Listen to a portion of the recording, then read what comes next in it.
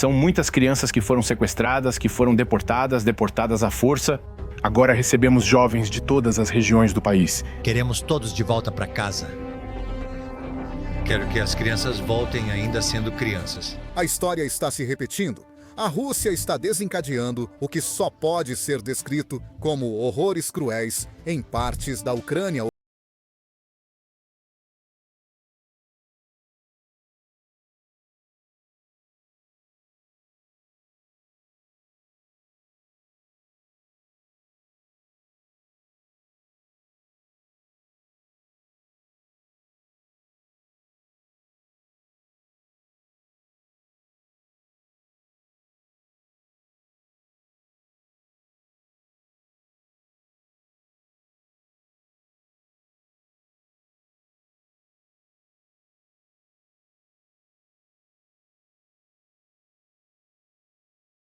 E observar o que acontece no local. Nas cidades ucranianas ocupadas, a Rússia introduziu o Programa de Desenvolvimento da Sibéria. Isso equivale a um investimento de 700 bilhões de rublos, cerca de 87 bilhões de dólares, nos territórios orientais e siberianos da Rússia. Agora, o projeto é divulgado como iniciativa econômica para criar polos industriais, gerar empregos e revitalizar áreas remotas da federação. Na teoria, parece um avanço de infraestrutura voluntário e moderno, mas na prática é diferente. Essa é a maneira da Rússia deportar ucranianos para a Sibéria, numa tentativa de repovoar suas regiões abandonadas e esvaziar cidades ucranianas. Tudo isso é marketing de voluntariado. Afinal, não é opcional se recusar, é quase impossível. Não é mesmo? Famílias ucranianas estão sendo levadas a centros de transporte, embarcadas em trens e enviadas a milhares de quilômetros de casa, que conheceram a vida toda. Relatos apontam pais perdendo filhos em postos de controle e vizinhos sumindo sem explicação. Em algumas cidades, ruas inteiras agora estão vazias, sem as pessoas que viviam ali. Algo ainda mais feio acontece entre o posto de controle e o trem. A Rússia montou uma rede de centros de filtragem em todo o oblast de Donetsk e Zaporíjia, com pelo menos 40 locais ainda em funcionamento. Os homens são separados, interrogados, às vezes agredidos e depois investigados nos bancos de dados do Serviço Federal de Segurança. Pessoas consideradas não confiáveis desaparecem. Mulheres e crianças aguardam dias em pisos de concreto em hangares. Após a papelada ser carimbada, as famílias recebem uma mala e são levadas à plataforma. Moscou chama de triagem de segurança, mas quem passou por isso diz ser a nova Lubianka, com vagões de gado.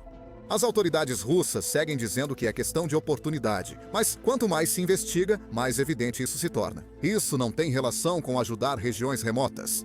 É sobre tirar os ucranianos de sua própria terra e colocá-los no interior da Rússia, onde é mais fácil controlá-los. Foi revelado que há cotas definidas por Moscou. Cada distrito ocupado recebe uma cota de famílias a serem processadas, crianças matriculadas em escolas da Sibéria e trabalhadores enviados para suprir a falta de mão de obra. As administrações locais não negociam esses números. Elas simplesmente os impõem, sem levar em conta os desejos ou a vontade das pessoas. E mesmo para aqueles que cumprem, a Sibéria não é um novo começo. As famílias chegam e encontram uma infraestrutura em ruínas, invernos brutais e a vigilância constante de um sistema determinado a mantê-las deslocadas.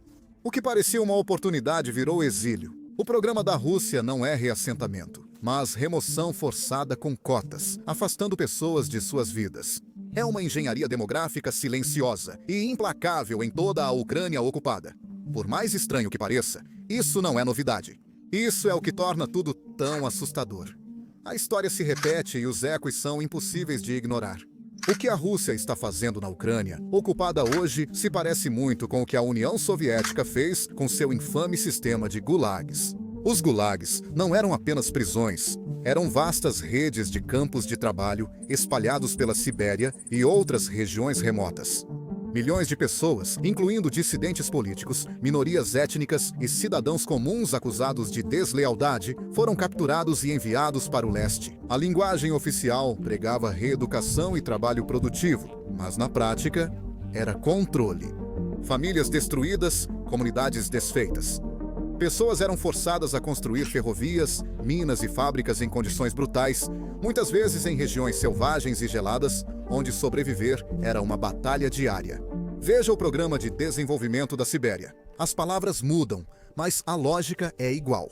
Os ucranianos recebem a notícia de uma oportunidade, mas os trens para o leste mostram outra realidade.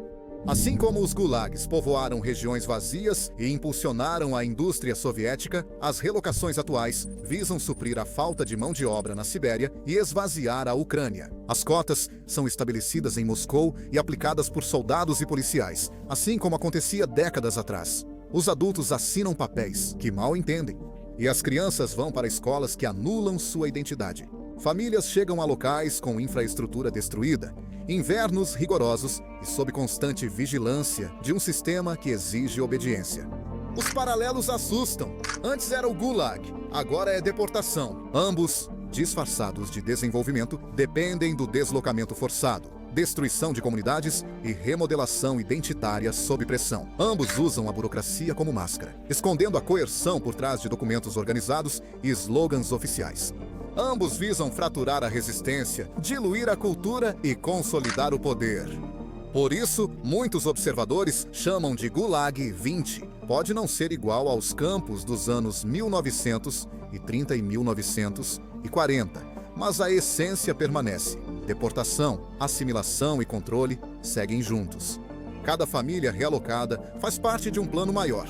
Nada é acidental, tudo é calculado. A União Soviética formou seu império por meio de deslocamentos forçados. Tártaros da Crimeia, chechenos, poloneses, ucranianos e muitos outros viveram isso.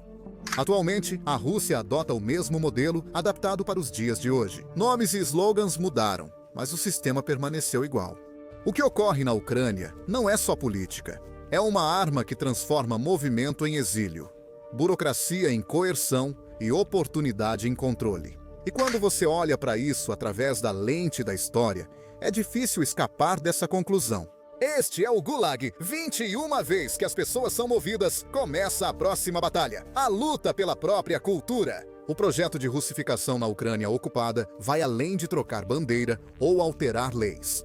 É uma campanha para eliminar a identidade ucraniana e impor a russa.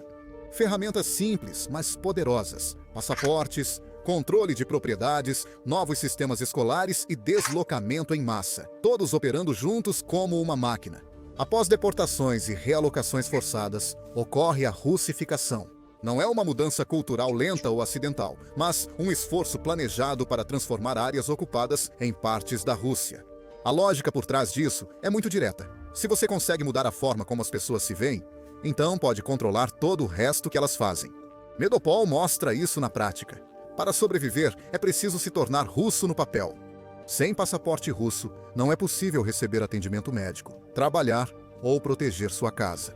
Os funcionários da ocupação usam leis de propriedade abandonada para confiscar apartamentos, mesmo quando as pessoas fugiram para salvar suas vidas. Ao voltar, as famílias veem estranhos em suas casas. Muitos recém-chegados vieram da Rússia graças a empréstimos baratos, benefícios e promessas de estabilidade.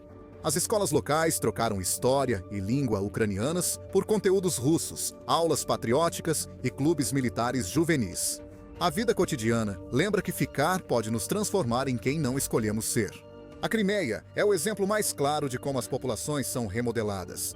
Desde 2014, quando a Rússia tomou a região, centenas de milhares de russos se mudaram para lá, alterando rapidamente o mapa demográfico. Tártaros da Crimeia, contrários à ocupação, foram expulsos por pressão, prisões e intimidação. Russos receberam empréstimos, bônus e empregos para se instalar lá. Moscou chama isso de desenvolvimento. Na realidade, é uma substituição lenta e cuidadosa de uma população por outra. Os passaportes são centrais para esse sistema. Em Medopol e outras cidades ocupadas, moradores são avisados que sem passaporte russo ficam sem direitos, acesso a hospitais, propriedade legal e permissão para permanecer em casa. No sistema soviético, passaportes internos definiam onde morar, trabalhar e viajar. A versão moderna mantém a ideia, só muda a capa. O documento vira tábua de salvação e armadilha. Você aceita para sobreviver e, depois, a Rússia te trata como cidadão e usa isso para justificar o resto. As escolas são outro alvo importante. Livros e aulas ucranianas foram removidos, as crianças aprendem a língua russa, história russa e ideologia patriótica. O jovem exército envolve adolescentes em treinamentos militares e programas de lealdade. A Rússia investiu bilhões em educação patriótica, grande parte agora destinada a escolas e territórios ocupados. As crianças visitam cidades e museus russos, sendo ensinadas que ali é sua pátria. O objetivo é claro: redefinir a identidade cedo, eliminando resistências. Mais tarde, tirando as crianças da equação, você pode pensar que a Rússia está apenas distribuindo férias grátis? Neste verão, em Donetsk, líderes da ocupação disseram ter enviado 20 mil crianças para acampamentos na Crimeia russa. Esses programas de verão tinham exercícios patrióticos e aulas de história que ignoravam a existência da Ucrânia. Analistas não confiam no folheto. Chamam isso de deportação e manipulação, preparando a próxima geração para saudar Moscou antes de saber soletrar Kiev. Pais recebem cartões postais. Crianças ganham nova visão de mundo. Uma canção de roda na fogueira por vez. E isso é só a versão branda. Além dos acampamentos, a Rússia transferiu silenciosamente pelo menos 6 mil crianças ucranianas, podendo chegar a 30 mil para orfanatos e famílias adotivas russas. Tribunais nos territórios ocupados retiram direitos parentais com falsas acusações, emitem certidões de nascimento russas e crianças somem em Moscou, Novosibirsk ou Tyumen. Putin assinou o decreto pessoalmente em 2022 para tornar essas adoções irreversíveis. Em poucos dias, pais deportados para a Sibéria descobrem depois que seu filho ou filha agora é legalmente filho de outro russo. Isso não é reeducação, é sequestro estatal disfarçado de caridade. Mesmo assim, milhares de ucranianos escaparam da Sibéria e chegaram em segurança. Mas suas histórias não mudaram. Na Sibéria não existem empregos reais, só salários e cupons. Crianças trancadas em internatos, se os pais faltassem a um turno, Serviço Federal de Segurança batendo a porta toda semana. Um homem de Kherson foi informado diretamente: você está livre para sair da Sibéria a qualquer momento. Basta caminhar os 4.000 quilômetros. Todos os que retornam dizem a mesma coisa. O plano nunca foi construir, mas impedir que alguém voltasse para casa. Economia também é uma arma. Em Medopol, milhares de casas foram tomadas porque os donos não conseguem comprovar seus direitos pela lei russa. Após o confisco, as casas são dadas a russos que recebem empréstimos ou subsídios para se mudarem. Não é só propriedade, mas sobre remodelar o mapa humano da cidade. Ao ocupar bairros com russos e expulsar ucranianos, a reversão se torna mais difícil. A militarização aumenta a pressão. A Rússia toma terras e pessoas. Somente na Crimeia e em Donbass, mais de 46 mil homens foram recrutados desde 2022. Em todas as áreas ocupadas, o número chega a centenas de milhares. Vilas inteiras perderam quase todos os seus homens. Ruas antes cheias de famílias agora estão vazias e silenciosas. O alistamento remove aqueles mais propensos a resistir.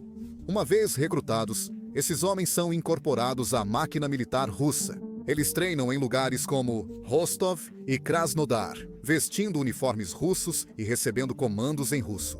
Muitos são forçados a assinar contratos que nunca quiseram. Outros são informados de que sua escolha não importa.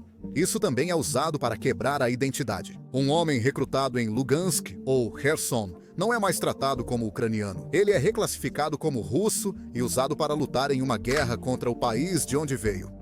É uma maneira brutal de impor lealdade e cortar laços com a terra natal. Homens sem passaporte russo sofrem ainda mais pressão. Sem esse documento, eles não podem trabalhar, estudar ou comprar chip de celular. Após receberem o passaporte, já podem ser recrutados. Depois, fugir é quase impossível. Grupos de direitos humanos afirmam que conscritos dos territórios ocupados são enviados como descartáveis à linha de frente. Alguns servem de escudo humano para proteger soldados russos. E nesse sistema, você não pode fugir, pois recusar-se a servir traz punição. Na Crimeia, centenas de processos foram abertos contra homens que resistiram. Multas e liberdade condicional não impedem o recrutamento. A prisão ameaça quem se opõe. Famílias vivem com medo, temendo que seus filhos sejam levados a qualquer hora. Os números não deixam dúvidas. Antes da invasão, cerca de 6 mil homens da Crimeia eram recrutados anualmente. Depois de 2022, esses números aumentaram drasticamente. Milhares a mais foram levados de Donetsk, Luhansk, Zaporíjia e Kherson. Em 2024, algumas rodadas de recrutamento levaram centenas de pessoas de uma só vez. O Ministério da Defesa da Rússia insiste que é normal. Mas está claro, esses territórios são esvaziados para sustentar a guerra de Moscou. Então, quão rápido isso está acontecendo em 2025? A Rússia encerrou discretamente os ciclos de recrutamento sazonais nos territórios ocupados em outubro e adotou o alistamento obrigatório anual, segundo relatos locais. Grupos inteiros de idade, às vezes de 300 a 500 homens de uma vez, agora estão sendo reunidos a cada poucas semanas em lugares como Melitopol e Berdiansk. Moscou não espera mais estações, pega quem precisa na hora para manter a máquina funcionando. E a demografia está mudando, e o dano está em toda parte. As famílias perdem as pessoas que as mantinham unidas. Crianças crescem sem pais, mulheres sustentam famílias sozinhas e muitos homens recrutados não voltam. Milhares só da Crimeia morreram, com outros desaparecidos ou em cativeiro. A militarização não é uma questão secundária, é uma ferramenta de apagamento. Ao remover homens ucranianos, a Rússia elimina a resistência, reescreve identidades e controla regiões ocupadas. É a russificação com uniformes e rifles. A Crimeia continua sendo o modelo de como a Rússia quer remodelar todos os territórios ocupados. Após a anexação, funcionários policiais e juízes vieram da Rússia. Em ondas, colonos os seguiram. A região mudou gradualmente. Propriedades, escolas, cultura e até as ruas ficaram mais russas que crimeanas. Ao longo do tempo, a anexação virou colonização. Os mesmos passos agora são usados em Donetsk, Luhansk, Zaporíjia e Kherson. A cultura está sendo adaptada à narrativa de Moscou, e a mídia russa ocupa o lugar das notícias ucranianas. Concertos, desfiles e murais exaltam o exército russo, enquanto símbolos ucranianos somem rapidamente em Metópola. As pessoas dizem que tomam cuidado com o que falam, porque sempre há alguém ouvindo. Até influenciadores de redes sociais são contratados para promover os projetos de reconstrução da Rússia e fingir que está tudo normal.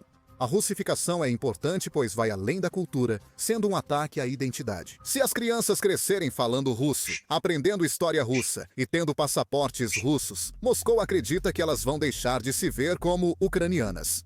Por isso, a russificação envolve deportação, confisco de bens e recrutamento forçado. Tudo isso destrói comunidades e muda o futuro. O que ocorre na Ucrânia ocupada vai além de reconstrução ou deslocamento populacional, é uma guerra contra a identidade. O Programa de Desenvolvimento da Sibéria transfere famílias ao leste. A russificação une os que ficam. Eles revivem antigos métodos soviéticos em forma moderna. O sistema Gulag antes quebrava as pessoas através do exílio e do trabalho forçado. A russificação os assimila e controla, com resultados evidentes. A Rússia não quer só manter o território ucraniano, mas apagar a própria Ucrânia. Junte as peças. E a estratégia da Rússia na Ucrânia ocupada não é um palpite. Ela segue um padrão. O Kremlin frequentemente remodelou territórios, enfraqueceu a oposição e tornou pessoas dependentes de Moscou. Depois que a dependência se cria, romper é bem mais difícil. Regiões ocupadas são integradas a um plano maior, alterando moradores, idioma das crianças e leis locais. A Rússia cria um sistema que gradualmente direciona a lealdade ao Kremlin. Esse sistema funciona como uma máquina e cada parte alimenta a próxima. A deportação geralmente vem primeiro. Famílias são removidas de suas casas, desmantelando comunidades resistentes, pois as pessoas ficam dispersas. A russificação avança. Passaportes russos substituem os ucranianos e escolas ensinam história e literatura da Rússia. As regras de propriedade são alteradas para beneficiar quem aceita as regras de Moscou. A mídia controlada preenche o cotidiano com narrativas russas. Sem acesso à cultura e informação, as pessoas são mais fáceis de influenciar, facilitando o recrutamento obrigatório. Homens que permanecem em territórios ocupados são forçados a entrar no exército russo. Presos em um sistema onde recusar ordens pode significar prisão, muitos são obrigados a lutar longe de casa, vestindo o uniforme de um país que tirou tudo deles. Essas medidas são conjuntas. Famílias enviadas à Sibéria raramente voltam. Crianças criadas sob o sistema escolar russo crescem desconectadas de sua herança. Homens recrutados para o exército acabam lutando pelo Estado que apagou seus direitos. Esses mecanismos, ao atuarem juntos, desgastam a identidade ucraniana e fortalecem o controle de Moscou. Essas ações são cruéis e violam o direito internacional. Transferências forçadas, concessão forçada de cidadania e o recrutamento de populações ocupadas são todos considerados crimes de guerra. O padrão se repete na Crimeia, Donbass, Mariupol e áreas ocupadas. Moscou envia cotas e funcionários locais cumprem. Famílias que fogem ou recusam passaportes russos têm propriedades confiscadas. Isso não é aleatório. Política estruturada conduzida por agências governamentais e serviços de segurança. O mundo observa, mas reage de formas distintas. Alguns países condenam essas ações como violações das convenções de Genebra. Outros hesitam, receosos de Moscou ou focados em seus próprios problemas. Testemunhos de famílias deportadas e registros mostram grupos inteiros sendo alistados à força no exército russo. Tribunais internacionais coletam documentos e grupos de direitos humanos acompanham cada caso. O clamor por responsabilização cresce. No centro do sistema está a Sibéria, lugar com história longa e sombria há séculos. O Império Russo mandava indesejados para lá. Hoje cumpre o mesmo papel. Famílias retiradas da Ucrânia ficam a milhares de quilômetros, cercadas por frio intenso, distâncias longas e dependência do Estado. Ser enviadas. Não se trata de oportunidade, trata-se de isolamento e controle. Isso afasta tanto as pessoas de casa que voltar é quase impossível, além de um lado econômico pouco percebido. A Sibéria não é só um exílio para ucranianos indesejados, mas também o centro da indústria de petróleo e gás da Rússia. Esses trabalhadores deportados vão direto para campos árticos e projetos de oleodutos que sustentam o caixa de guerra. Cada barril bombeado com mãos ucranianas forçadas é um barril que zomba das sanções ocidentais e vai parar em refinarias chinesas ou indianas. Esvaziar o leste da Ucrânia e ocupá-lo com russos desloca o novo problema de fronteira da OTAN para centenas de quilômetros a oeste. Vitórias demográficas silenciosas hoje se tornam dores de cabeça militares permanentes para a Polônia, Romênia e os Bálticos amanhã. A Rússia apresenta tudo isso como administração ou desenvolvimento normal. A verdade é mais sombria e lucrativa. Esses 700 bilhões de rublos não vão para famílias ucranianas ou novas cidades na Sibéria. Os contratos para fábricas, estradas e blocos habitacionais quase vazios foram destinados ao círculo próximo de Putin, incluindo Rotenberg e Timchenko, oligarcas que construíram a ponte da Crimeia e seu palácio no Mar Negro. Eles recebem o dinheiro antes, mas as cidades seguem vazias porque os voluntários nunca quiseram vir. Apartamentos confiscados em Medopol e Melitopol são dados a oficiais russos e aliados do regime por 10 centavos de dólar. A guerra apaga uma nação e é o maior esquema de enriquecimento interno desde os anos 1990, disfarçado de patriotismo. O roubo é ainda mais absurdo ao ver o que eles realmente gerenciam. As enormes usinas de aço da Metapol já foram apoiadas por engenheiros e metalurgistas ucranianos. A maioria se foi, seja lutando, deportada ou escondida. A Rússia importa mão de obra barata de províncias deprimidas da Ásia Central que nunca usaram alto-fornos modernos. A produção em Azovstal e Illich caiu 70%, mas Moscou ainda chama isso de indústria restaurada. A longo prazo, eles estão transformando algumas das terras industrializadas mais férteis da Europa em mais uma periferia de monotown, leal e falida. Essa estratégia visa eliminar um povo e substituí-lo por outro, como o Kremlin faz ao redesenhar fronteiras. Sem dizer isso diretamente. Enquanto essa máquina funcionar, a mensagem é clara. O que ocorre na Ucrânia, ocupada, vai além de uma guerra. É um plano de dominação imposto às pessoas. Um avanço forçado a cada passo. Então, o que acontece depois? Bem, se nada interromper o sistema, as consequências não chegarão de uma vez só, elas virão devagar, uma onda após a outra. No curto prazo, o sistema não desacelera, mas se espalha. As primeiras ondas de deportações aumentam, e o que era chocante passa a parecer rotineiro. Famílias são levadas ao leste com menos resistência, não por aceitarem, mas porque o processo foi imposto ao cotidiano. O alistamento se intensifica. Homens em cidades ocupadas são pressionados a aceitar passaportes russos e, após assinarem, são recrutados rapidamente. O que era poucos casos vira um fluxo constante, destruindo comunidades e deixando famílias sem suas principais vozes. Dê mais um pouco de tempo e o cenário de médio prazo fica mais claro. Colonizadores russos ocupam casas confiscadas ou novos blocos habitacionais construídos rapidamente pelo Estado. A demografia muda gradualmente. Ruas antes tipicamente ucranianas passam a ter outro aspecto e som. Escolas, tribunais e repartições locais russas se enchem de funcionários leais a Moscou. Mais burocracia e regras dificultam desfazer qualquer coisa. O controle temporário parece virar algo permanente, como se a ocupação se enraizasse no solo. Se nada interromper o sistema, os resultados a longo prazo são sombrios. Gerações podem crescer longe de casa, afastadas de sua história e identidade. As linhas de frente podem se congelar, tornando-se locais onde a luta nunca termina e a paz nunca chega. A identidade nacional muda quando crianças criadas sob sistemas russos deixam de se considerar ucranianas.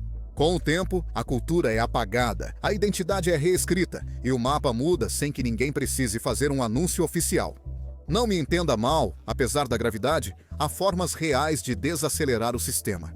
Parar essa máquina exige mais que discursos. Começa ao expor o que ocorre.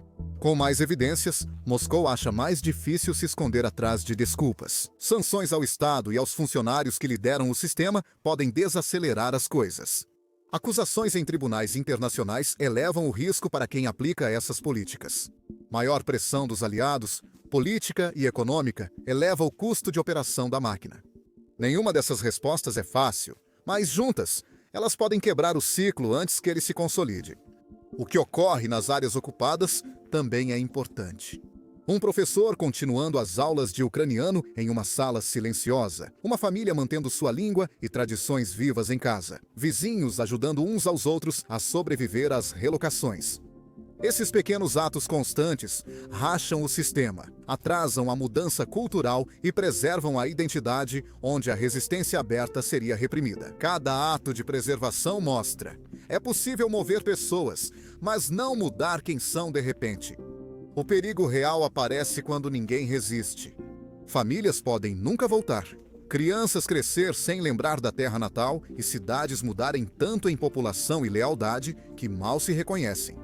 O custo pessoal e político iria além desta geração. A história mostra que quando exposição, responsabilização e resistência local se unem, até sistemas de controle e medo podem ser enfraquecidos ou forçados a mudar.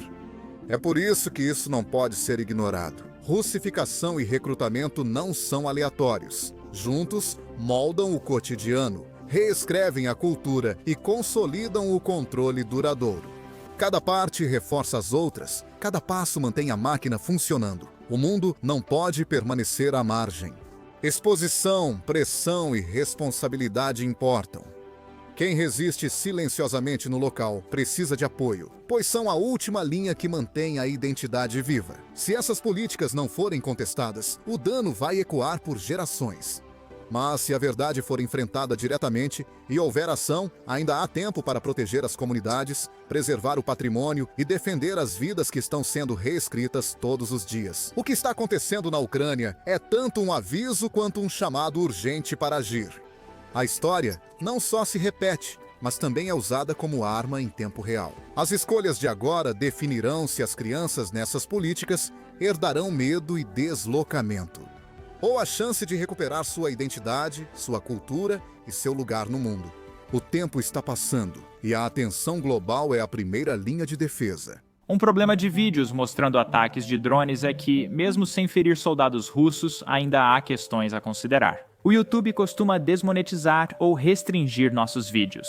Só na última semana, 4 vídeos de guerra foram desmonetizados, segundo a plataforma. Exibir ataques de drones ou imagens da linha de frente não agrada aos anunciantes, por isso os vídeos são restritos. Mas essa é a realidade da guerra moderna, e essa é a guerra que os ucranianos estão lutando e tentando sobreviver. Por isso, decidimos mostrar tudo isso e lançar nossa própria plataforma, Business Basics. Construímos do zero, sem restrições. Não precisamos ocultar ataques de drones, imagens da linha de frente ou bases aéreas russas destruídas. Além disso, na verdade, não exibimos nenhum anúncio no site.